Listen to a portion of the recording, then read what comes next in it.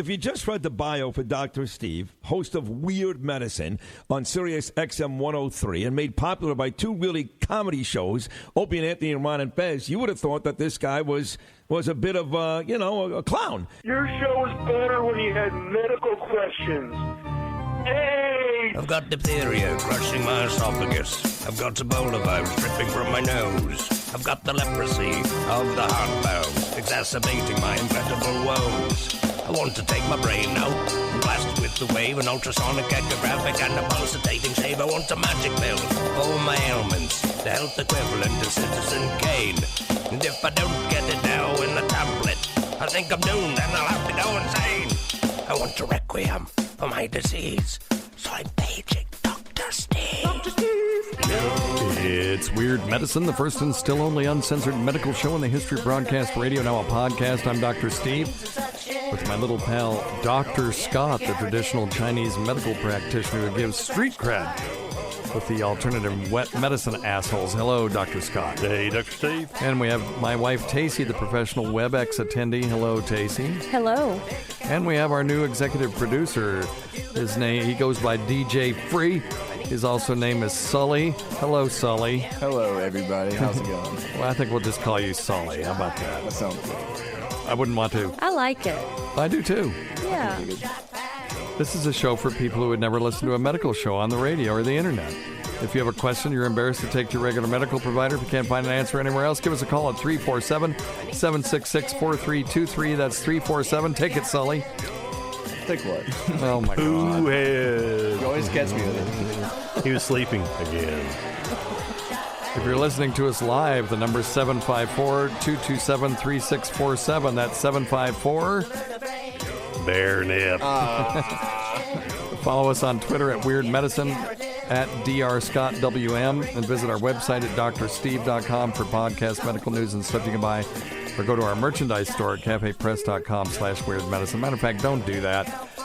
Unless you want a Bristol stool scale mug. They're pretty cool. You can rate your fecal matter while you're drinking coffee, I guess. It's never too but early. We get 25 cents every time you buy something, so we don't care if you do it, but it is funny. Yeah, but it's never too early to start buying Christmas presents for next year. That's right.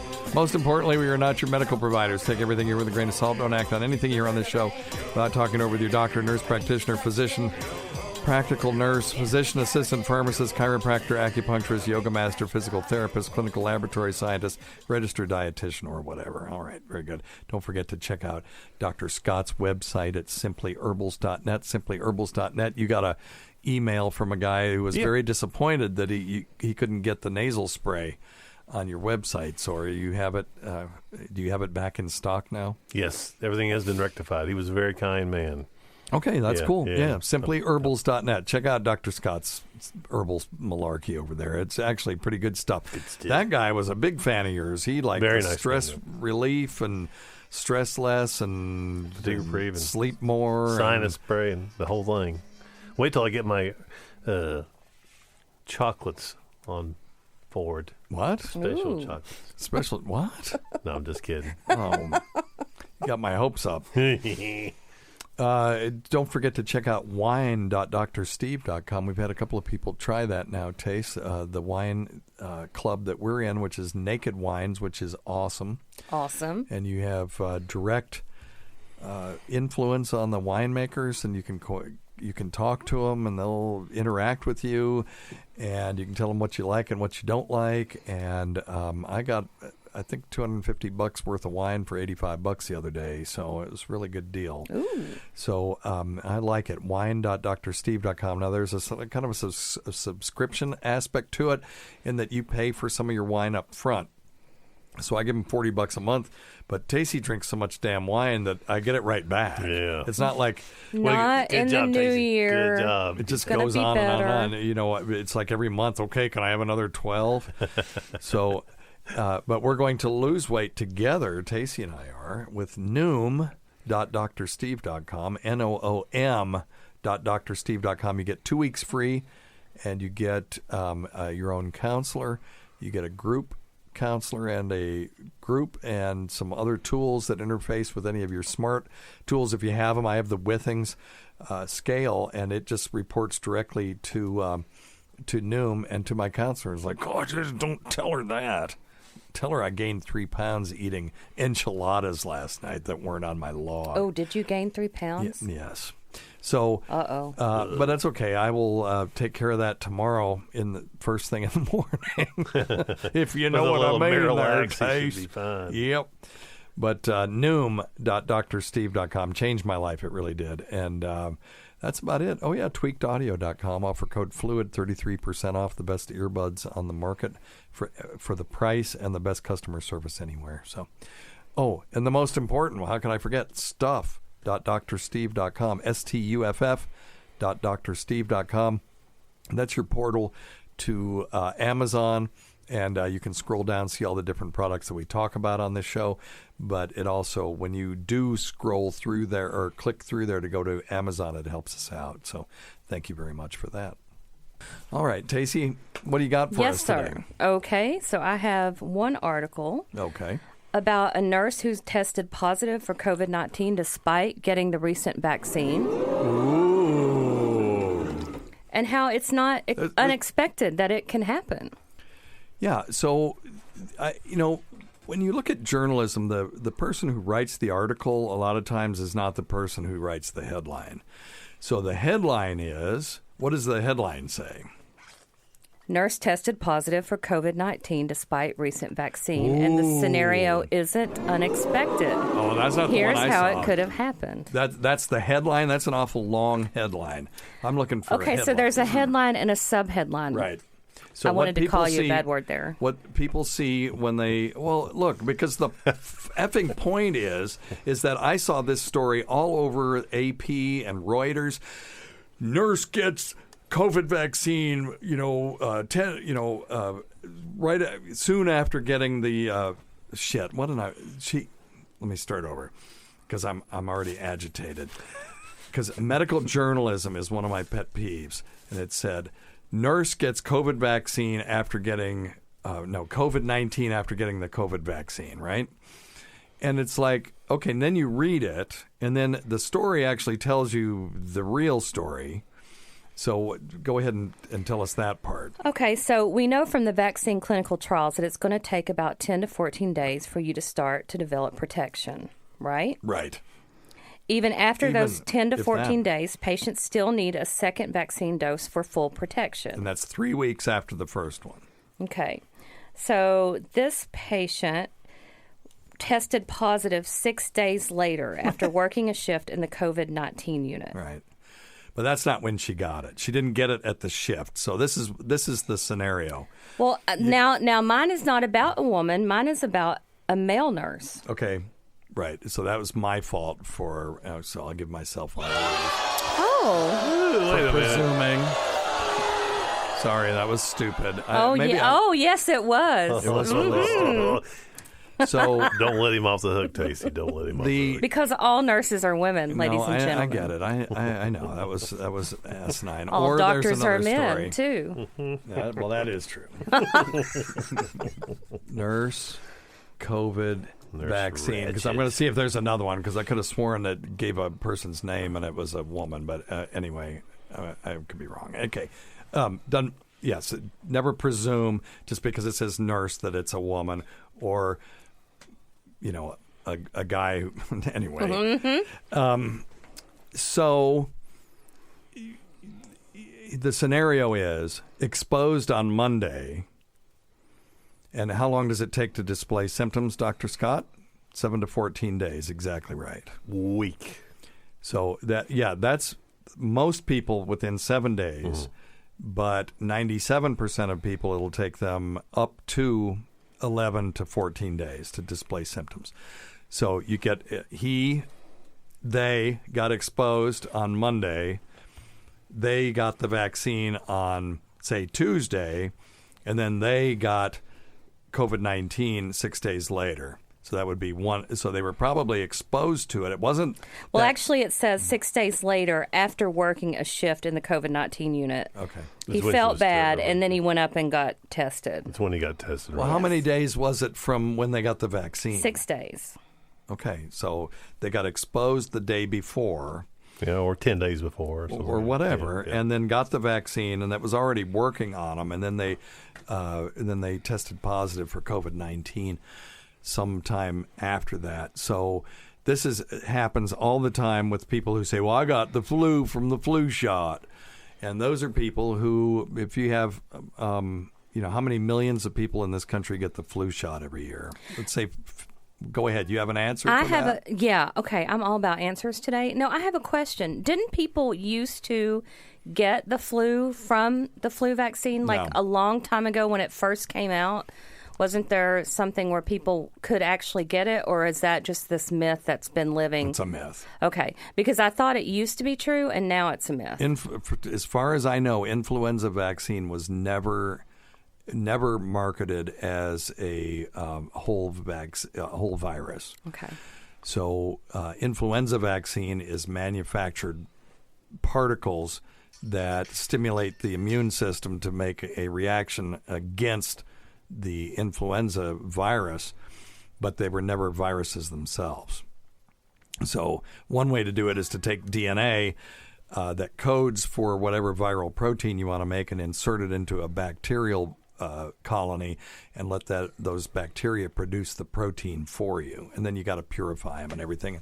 And that's your vaccine. So it was never actually a virus. But what has happened, Tace, and it happens a lot, is that people associate their getting an influenza with their vaccine. And here's what happens. Let's say you have 50 million people get influenza vaccine over a 3-month or 6-month period. Let's say 60 million, so it's 10 million a month, okay? And out of those 10 million a month, so that would be how many a day? So 10 divided by 30. Oh, crap. Here we go. Don't ask her. She's Echo, what's 10 million divided by 30? 10 million divided by 30 is approximately 333,333. Okay, so you have, okay, got it. So you have 300. By the way, you can now ask another question. Echo, stop. Without having. So you have 333,000 people getting vaccinated every day. Now, out of those, let's just say 1% of them were going to get influenza on Wednesday. No, let's say, let's say 1% of those were going to get influenza on Wednesday.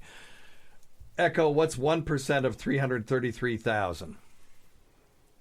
1% of 333,000 is 3,330. Okay, so 3,330 were going to get it on Wednesday, but they got vaccinated, and let's say 1% of those got, or 10% got it on the vaccine on Tuesday. Okay, so that'd be 3,000 people who are going to tell you, I got vaccinated on Tuesday and I got influenza on Wednesday. And there's no way in hell that you will ever convince them that the vaccine didn't give it to them, even though it's impossible. No. Right? Yes.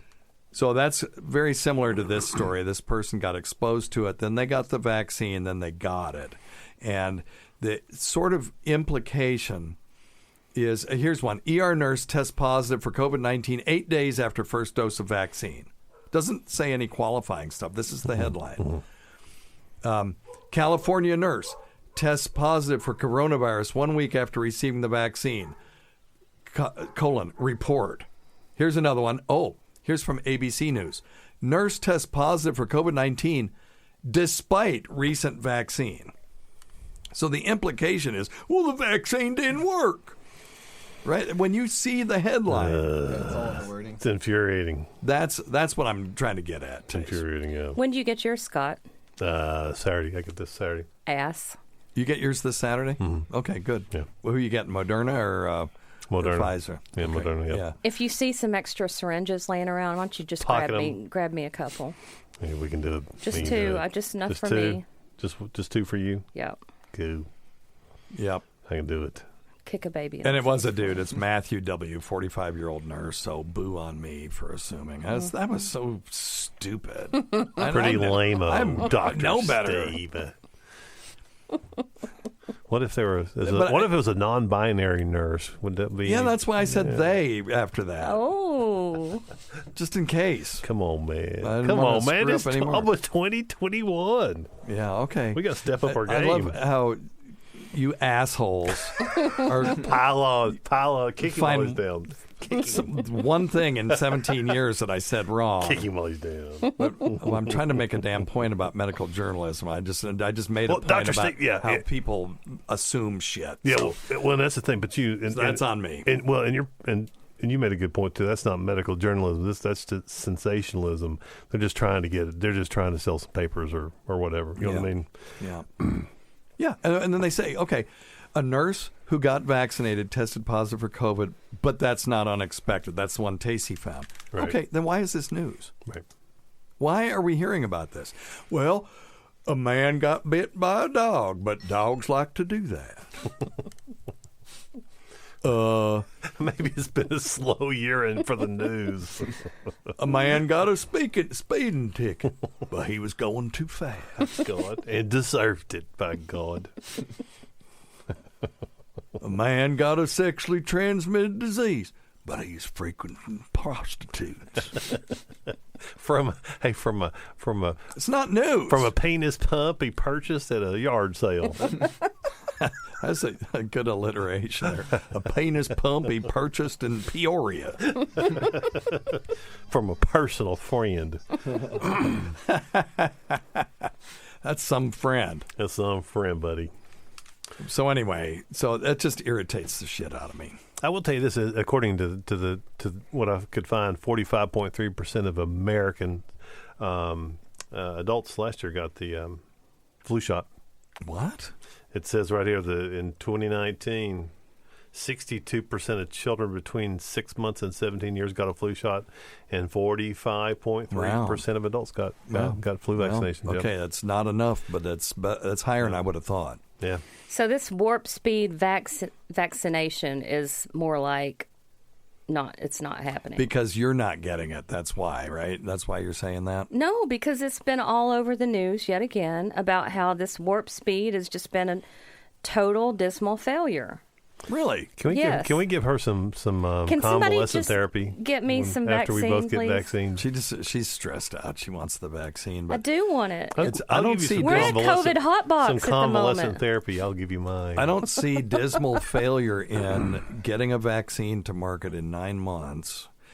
And the first day, they vaccinated 10 times more people than were in the Phase 3 trial. I don't know. The Phase 3 trial was 20,000 people got the vaccine. I'm in that group. And they vaccinated like 275,000 people the first day. Let's see how many have been vaccinated. You can go to Our World and Data. How many people have, oh boy, this is great radio, vaccinated for COVID-19? All right. That makes it worse. Hey, but I can't call it a failure because I think there's always going to be some stumbling blocks, but I think they've done a pretty good job. I don't see the failure. I don't either. That's my point. Dude, I'm telling you, I saw it on the news this morning. I saw it on the internet. But I think they've got it up pretty quick. Okay, COVID-19 vaccination dose administered December 30th, 4.9, so 5 million people in the world, 2.13 million in the United States. So, that's a whole lot of millions left to go, but still, it's not bad. Not what the NBC said. That it's just not going as planned. Yeah, no, it's not going as planned because there have been some issues with the temperature stability of the Pfizer vaccine, but the Moderna vaccine doesn't have that problem. And what about this AstraZeneca vaccine? I read that their efficacy was about 74%. It was until they changed it and said it was 90. I thought they did that with the other one. No, that's what AstraZeneca did. Let's not make up stuff. Allegedly. Okay, here's a AstraZeneca COVID-19 vaccine efficacy from the Lancet. Okay, Lancet is a very prestigious British journal, medical journal. And let's see what they're saying is. Interim efficacy results were available and are reported for 2 of the 4 ongoing trials. Okay, come on. Vaccine. Okay, here we go. This is where you're getting that number. Vaccine efficacy for the pre-specified primary analysis against the primary endpoint of COVID-19 occurring more than 14 days after the second dose was 70%. Surprisingly, let me see how. Yeah, but then I've seen as high as 90% somewhere else. So still 70% ain't bad, considering that influenza vaccine, we will give it when it's 12% effective. Right. Because it still reduces deaths. But it's I say 12% is still a huge number. Yeah. Across the spectrum. It's a huge number. Yeah. This is this Lancet article, and I am just skimming it, and that's hard to do when you're trying to do a radio show at the same time. Very poorly, I might add, from my part. Tacie came up with a pretty good question, though. She did. It's a damn good question. Tacie. But yeah, that's what this Lancet article says. I'm smart. I could be a nurse if I really tried. I'm smart.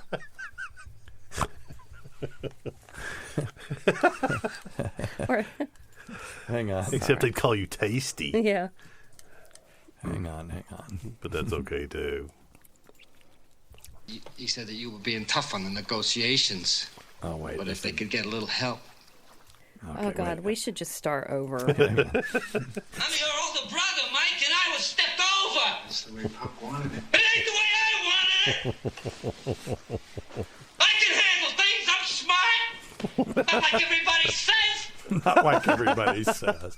Okay. Sully's blown away. You're blown away by this, aren't you? Loving it. Well, this is our New Year's show. It's his job to fix it. No one's listening anyway, so it's... Cut and paste, baby. Cut and paste. You can do it. Anyway, all right. So anything else? No. Got anything? Thank you. It's very delightful. Today's episode is brought to you by Angie. Angie has made it easier than ever to connect with skilled professionals to get all your jobs and projects done well. Let me tell you, there's the version of it where you try to do something at home, and then there's a version of it where you have someone help you, you watch them do it the right way, and you go, thank God I didn't try to do that myself. I have fully done things around the home that I think look good, and then a bang in the night, and I wake up to a shelf collapsing, a painting falling off the wall. I've seen it all go south. I own a home, and I can tell you, I know how much work it can take. Whether it's everyday maintenance and repairs or making dream projects a reality, it can be hard just to know where to start. But now all you need to do is Angie that and find a skilled local pro who will deliver the quality and expertise you need. Whatever your home project, big or small, indoor or outdoor, you can Angie that and connect with skilled professionals to get the project done well. Right now, one of my wish lists is I want a bike for my condo in Milwaukee, and I would love to rig it up on a pulley in the ceiling because I have one of those lofted ceilings, but I'm so scared to try that on my own. Angie has 20 years of home experience, and they've combined it with new tools to simplify the whole process.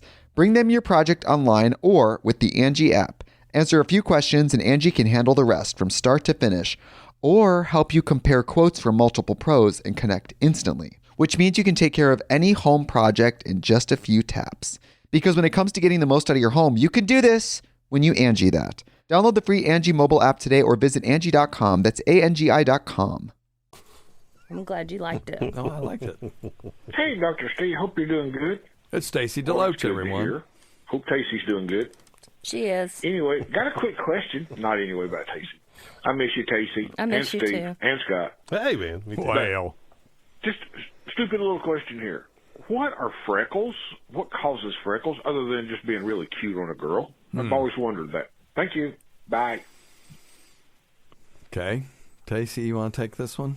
Are they all sun damage? Mine are caused by sun damage. No. I pay a lot of money to get them taken off. Yeah, no one is ever born with freckles.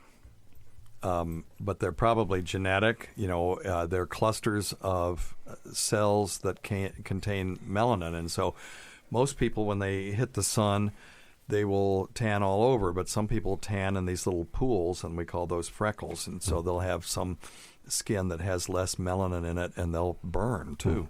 And some skin that has more, and so they'll be freckly. If you don't like your freckles, wear sunscreen. That's the big thing, and it should be SPF 30 or higher.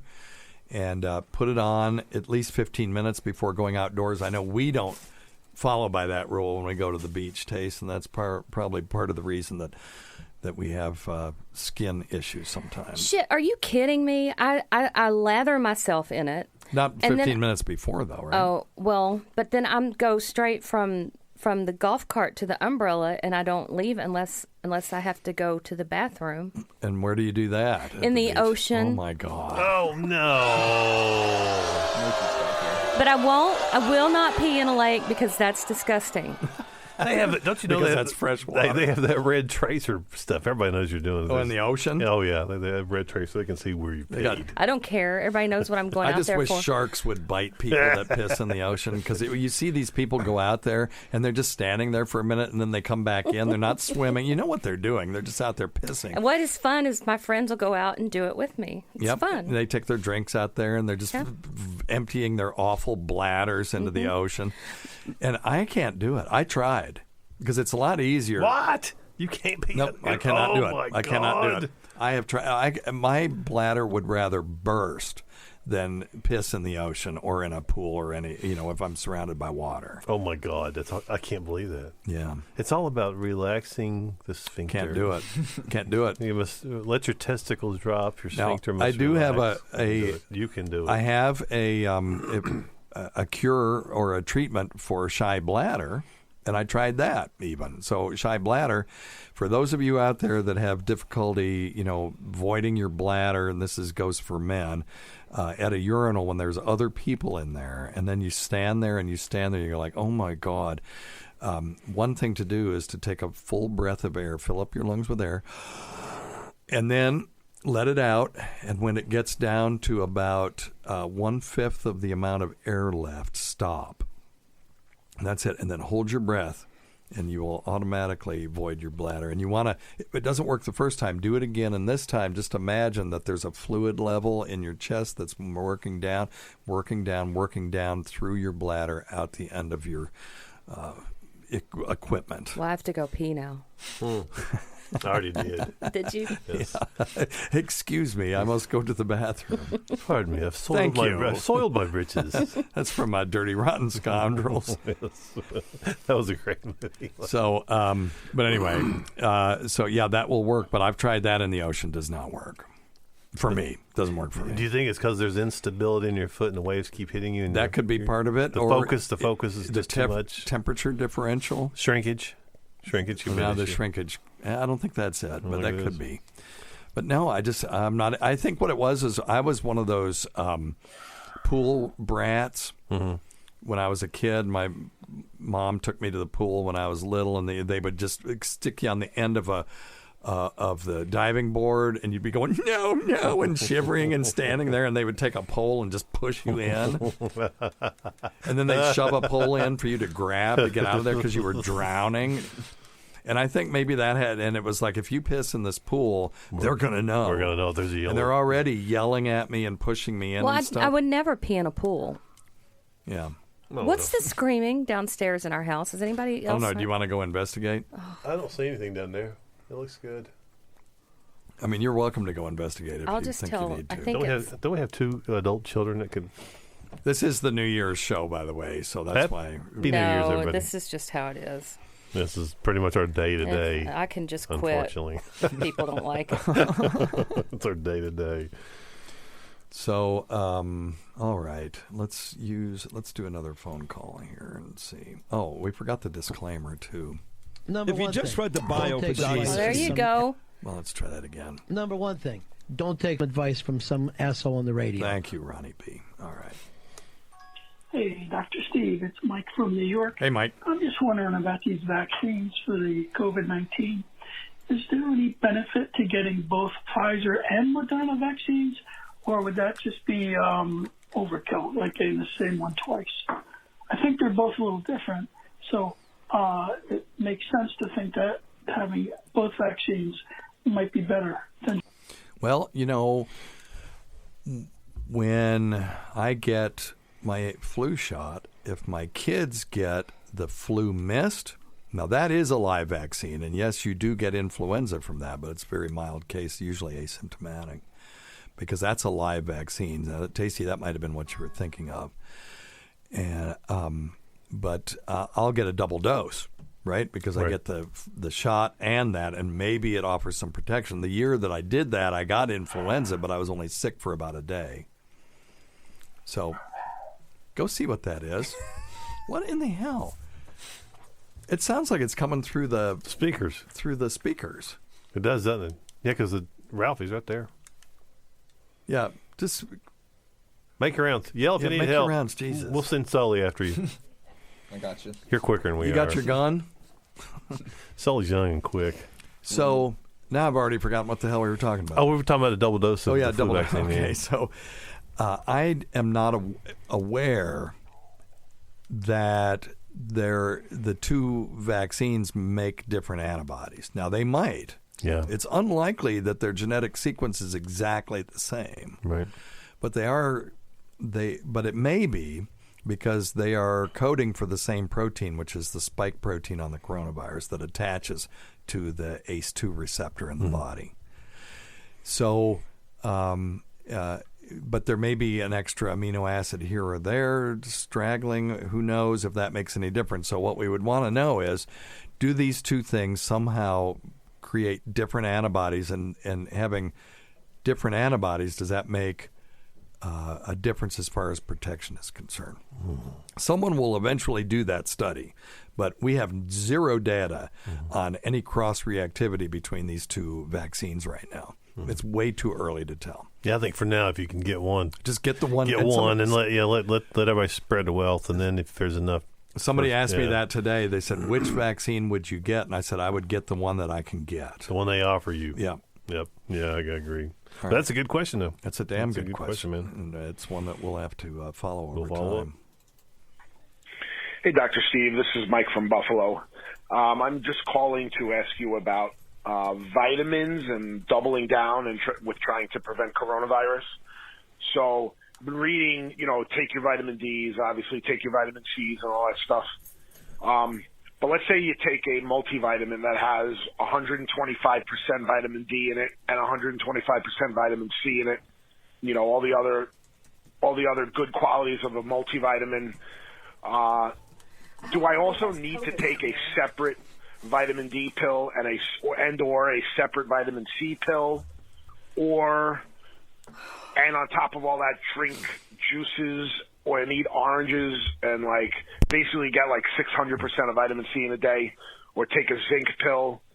What is basically I'm asking, what is the I know what you're asking.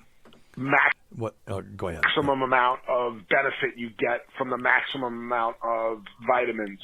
Yeah, the thing is, nobody knows the answer to that. Most vitamins in our body, in multivitamins, are water soluble, and so when your body doesn't need those, they just pee them out. So people will have bright green urine, and it's usually riboflavin, I think, that they're peeing out. So now the four fat soluble vitamins are A, D, E, and K, so those can accumulate, and so vitamin D is one of those. It can accumulate, and so if you take too much vitamin D, you can get a thing called hypervitaminosis D, and that's from people who are megadosing vitamin D, and they don't need to, and it can cause things like fatigue, loss of appetite, weight loss, and those kinds of things. It can cause problems with kidney stones as well, and it's so you don't want to megadose any of these fat-soluble vitamins. Remember A, D, E, and K. I just remember it ADAC. And but here's the deal with vitamin D and COVID. There was a study, they did about 500 people. They looked at people who had vitamin D deficiency were more likely to test positive for the virus than people who had normal levels of vitamin D. That doesn't mean that if you take vitamin D, you're going to prevent it. Okay, it could be a marker for susceptibility, not the cause. See, the only way that taking vitamin D would help is if the low vitamin D is somehow the cause of you being more susceptible to this virus. We've had this discussion before. On the other hand, I don't have a problem with you taking it. There's no downside to taking just a vitamin D supplement, particularly if you've had your vitamin D levels checked. So he's saying, well, how much is too much? How much do you need? It depends. If you have normal vitamin D levels, then taking vitamin D probably isn't going to do very much, but you could take 400 IU to 1,000 IU, and it's not going to hurt you. Maybe it'll help. Maybe it's not going to hurt. If you have low vitamin D, they're going to need to dose you up until you don't have low vitamin D anymore. And we still don't even know if that does anything because, low vitamin D levels are associated with heart disease, cancer, some other stuff like that. There's still no evidence that that dosing with vitamin D prevents those things. We just know that low vitamin D levels are a risk factor. So we will know someday if dosing with vitamin D prevents disease. It certainly prevents rickets. If you don't want rickets, take vitamin D. We know that. Vitamin D deficiency is common in the United States, particularly among Hispanic and Black folk, and those groups have been disproportionately affected by COVID-19. So, it's interesting. So I have no problem with anybody taking a vitamin D supplement. Just don't megadose it unless you're told to by an endocrinologist that says you need to do this because your levels are so low you have to. All right. So we just don't know the answer yet, but no downside might help. So I'm okay with it. Okay. Hey, this is Matthew Greer. My dad is a DPT at local nursing home. They have shown no cases of the flu this year. Yeah. I was curious if we are just ignoring the flu cases this year, or if this is if the COVID-19 is just a amped up flu. Just a quick question on that. Well, no, it's not an amped up flu. They're different viruses. Influenza is a distinct virus from SARS-CoV-2, which causes COVID-19. That's in a different class. Those are coronavirus. Influenza viruses are influenza viruses, and they're structured differently. But it is interesting. Percentage of visits to a healthcare provider for influenza-like illness, because we don't test everybody. We just say, is there illness like influenza, is 1.5% this week, similar to week 50. So that'd be last week. This is below the national baseline of 2.6%. So they're saying that the surveillance may be impacted by COVID-19 pandemic and should be interpreted by caution. Maybe people aren't going and aren't presenting themselves, or they're assuming they have influenza. Now, when somebody comes in our hospital now, we do this COVID pack, and it has influenza A and B in it. So they test them for COVID-19, influenza A and B, and something else, and a respiratory syncytial virus. And I haven't seen a single influenza case this year. So why is that? I think social distancing, mask wearing, and all that stuff. Then why is COVID so high? Because it's a novel virus, and it's more transmissible, I'm assuming. That would be my only guess. Okay. And COVID isn't that high. Remember, we still haven't quite hit 6% of the populace has had it that we know of. It's terrible here, though. Yeah, it's terrible, but it's still 94% of people haven't had it. The vast majority. And again, if I gave you those odds, Sully, if I gave you the odds where you take all your life savings and you're going to bet it on black at the roulette wheel, and if you win, you'll double, and your chances of losing is only 6%, hell, you'd do it. Yeah. That's a pretty damn good bet that you have a 94% chance of winning. So let's go to covid.stoutlabs.com and let's just see what the world has for us as far as United States cases. Total cases in the United States, 19.5 million. So let's see. Echo, what's percentage is 19.5 million of 333 million? 19,500,000 is 5.856% of 333 million. Okay, so we haven't quite hit 6% yet. So 94+% of people have not had a case of this disease. That doesn't mean they weren't infected. There could be people with asymptomatic infections that we can't count those unless we just tested everybody. All right? So, yeah, it's been interesting. I didn't see a single case of gastroenteritis this summer either. Did you hear of anybody that had a puke bug this summer, Tace? No, I did not. Yeah, unless it was COVID related. Unless it was COVID, yeah. I think I said last week that Colorado was reporting 97. Right now, they're 97% down in influenza. Is that right? Yeah, in hospitalizations. Yeah, 97% down from last year at this time. Yep. Very interesting, but I think that's what it is. I think it's social distancing. And we make it through this. I think going down the road, maybe that will help us moving forward with the flu and people appreciating the fact that we can mediate the spread of the flu and many other things by just doing a couple simple things. Yeah, see, okay, here we go. The R sub 0 for influenza H1N1 is 1.4. It's 2.4 for this. And the new strain is 4. Which is here now. If everybody remembers, right, they found a case in Colorado, right? Mm-hmm. The for those that don't remember, the R sub 0 is the number of people that one person will infect if they are in a population that is vulnerable to being infected. That's not a real world. This is an imaginary scenario, but it gives you a gauge of relative transmissibility. So, for influenza, it's saying 1.4 to 1.6. SARS-CoV-2 strain 1 through 10 or whatever, it was 2.4. The new strain is 4. Measles, 12. Okay. So, and that impacts how many people have to be vaccinated or immune before you can reach herd immunity. And that's why measles, it's so easy for it to flare back up when people stop vaccinating their kids. Okie doke. Sounds good. I didn't know that about influenza. I suspected it, but I didn't know it. Now I know. I learned something today. All right. Hey, Dr. Steve. This is Sean from Nashville. Hey, Sean.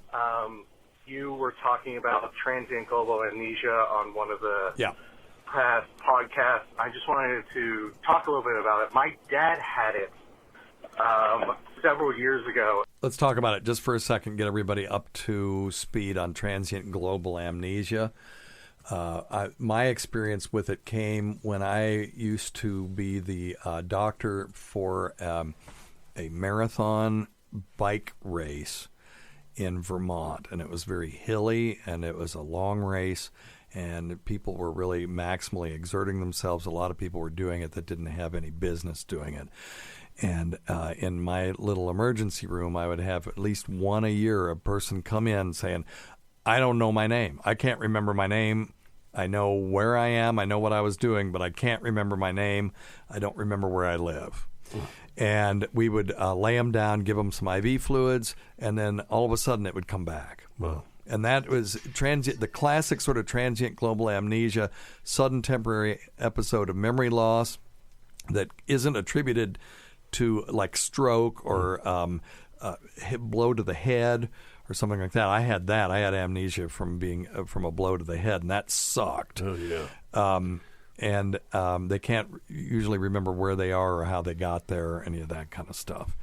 And then, but the key word is transient. It gets better.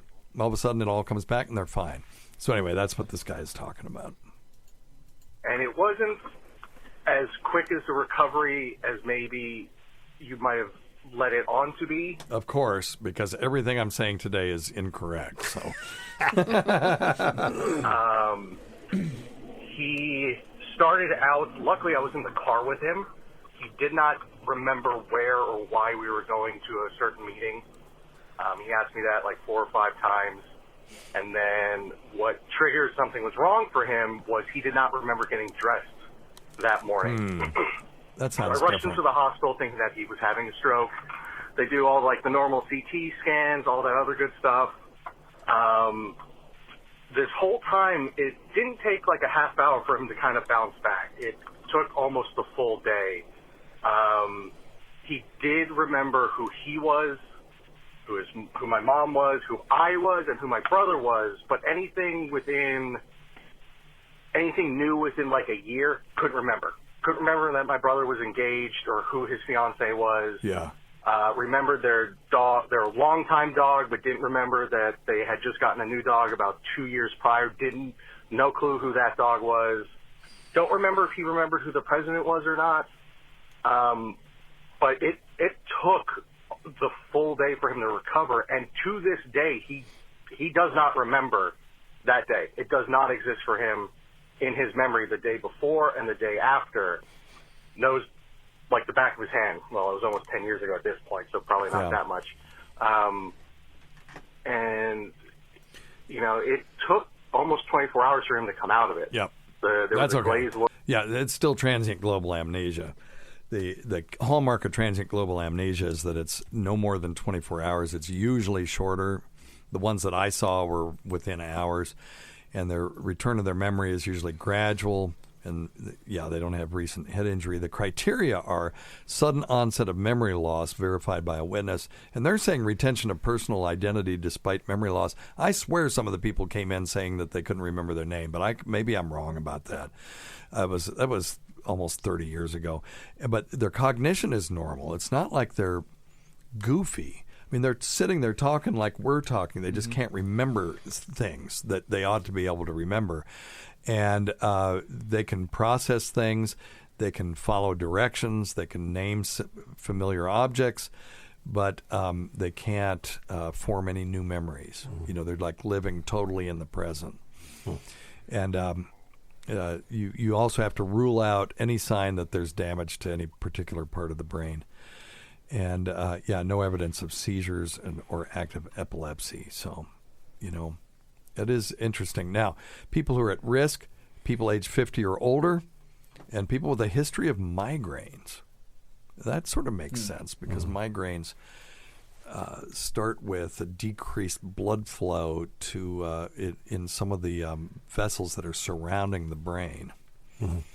And when those vessels, when they constrict, that's when you have that aura and may see things in your vision. And then when they relax, they over-relax and they dilate, and the body interprets that they're ripping.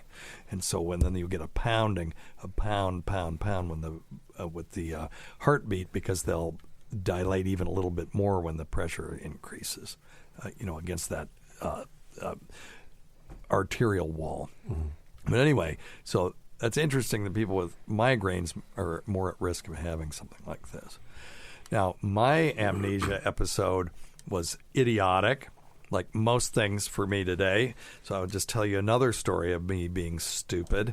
Is when you're riding home from 7th grade and you're carrying your sociology book in your right hand while you're, riding your bicycle using no hands and just using your weight to balance and not touching, sitting up straight. And then when you get home, instead of stopping the bike and getting off, you throw this counterweight on the steps. The next thing you know, you're waking up and you don't remember what grade you're in. Good chunk. That's what happened to me. And my mom was like, well, you're fine. And so we went inside. I couldn't remember what grade I was in. I was looking in my book trying to see if maybe I wrote little Stevie, grade 7 or whatever in there. But I didn't, and it drove me crazy. And she's just like, well, back to school, because back then we went home for lunch, which I think now is weird.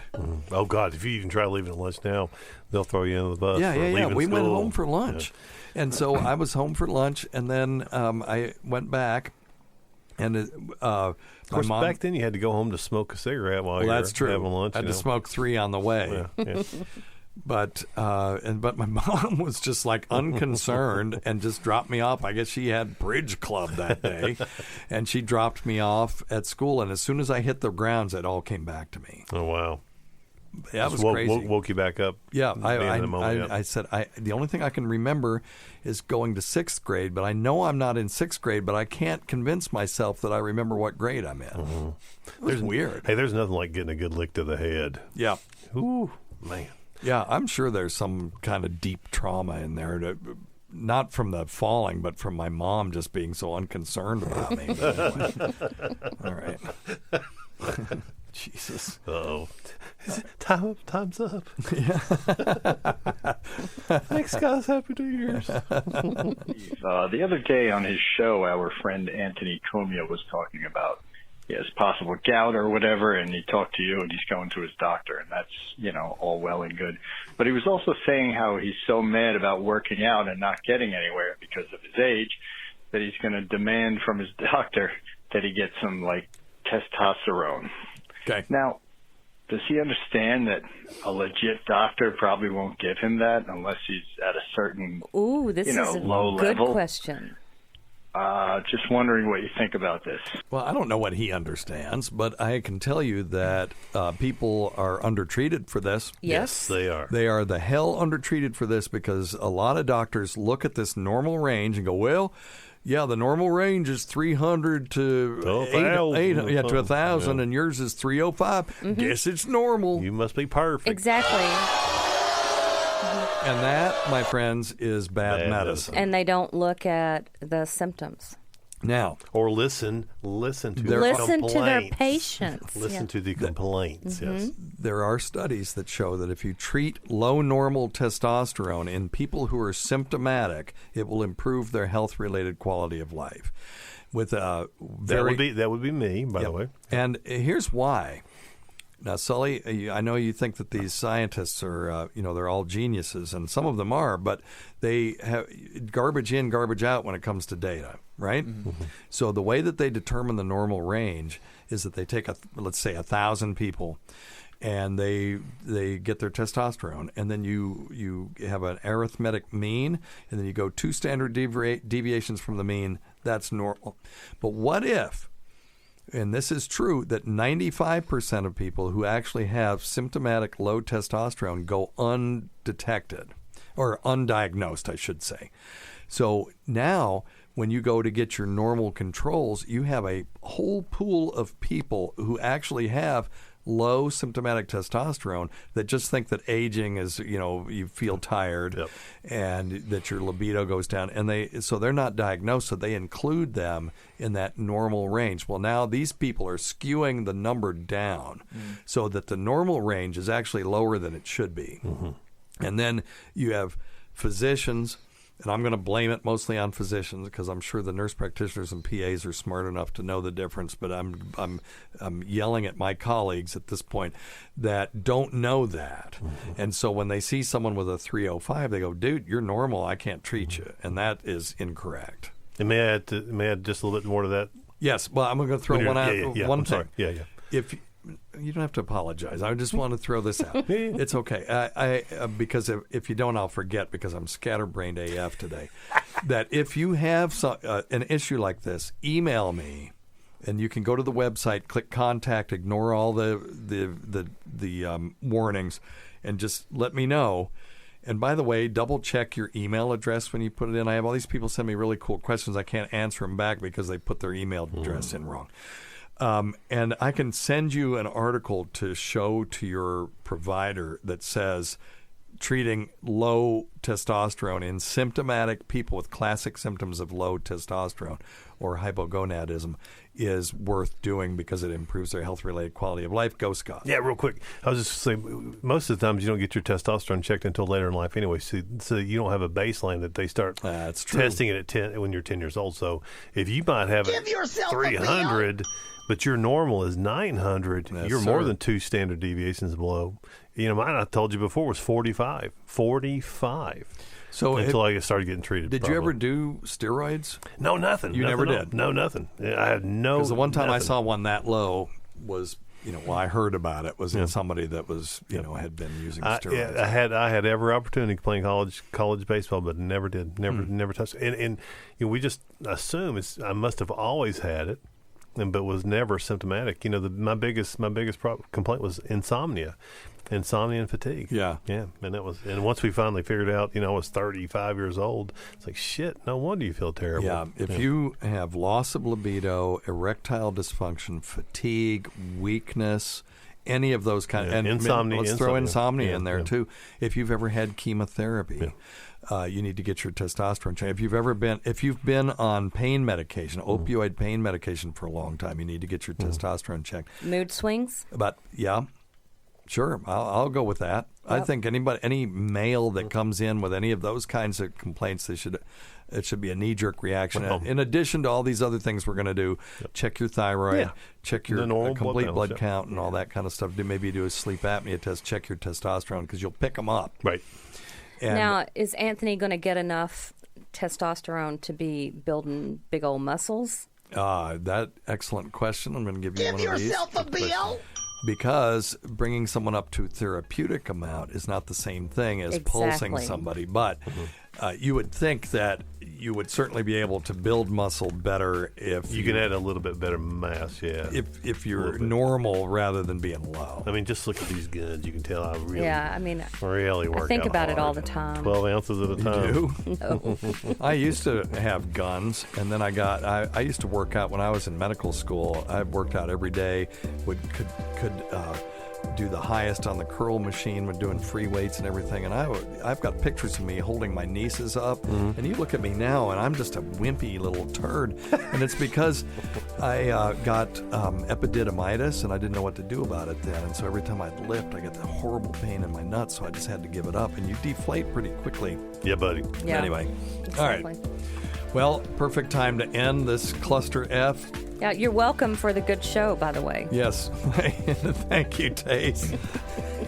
Yep, you're welcome, everybody. You jealous? Sons of bitches. Well, let's get the hell out of here. We can't forget Rob Sprance, Bob Kelly, Greg Hughes, Anthony Cumia, Jim Norton, Travis Teft, that Gould girl, Hogan's mom, Lewis Johnson, Paul Upcharski, Chowdy 1008, Eric Nagel, Roland Campos, Chris's sister, Sam Roberts, Pat Duffy, Dennis Falcone, Matt Kleinschmidt, Dale Dudley, Holly from the Gulf, the great Rob Bartlett, Bernie and Sid, Martha from Arkansas's Daughter, Ron Bennington, and Fez Watley, whose support of the show has never gone unappreciated. Listen to our Sirius XM show on the Faction Talk channel, Sirius XM channel 103, Saturdays at 7 p.m. Eastern, Sunday at 6 p.m. Eastern on demand, and other times at Jim McClure's pleasure. Many thanks to our listeners whose voicemail and topic ideas make this job very easy. Go to our website at drsteve.com for schedules and podcasts and other crap. Until next time, check your stupid nuts for lumps, quit smoking, get off your asses, and get some exercise. We'll see you in 1 week.